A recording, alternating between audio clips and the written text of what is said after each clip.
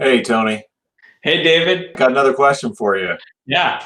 In one of the previous questions, we talked about some of the trickier points that, you explained how they're all attainable, but seems like there's a little bit of concern about the context point. Do you have any tips or strategies for that? Oh, yeah.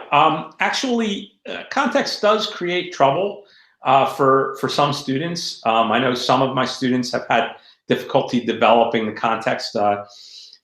They either play it too close to the thesis, in which case it's not context at all, or they don't connect it with the thesis. Both of those things, are problems.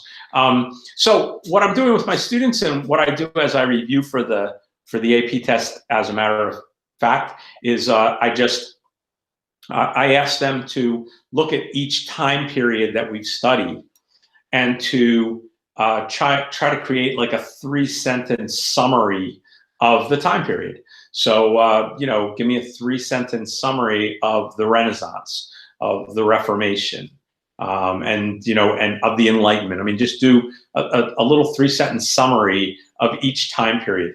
And if you get a little storyline going, it's just context doesn't have to be very specific. It's supposed to be just a general outline of what's going on around the question. So if you have these little stories prepared in your head, then no matter what question is asked, you have a story that you can then make relevant to the question. Nice. I like it. Thanks.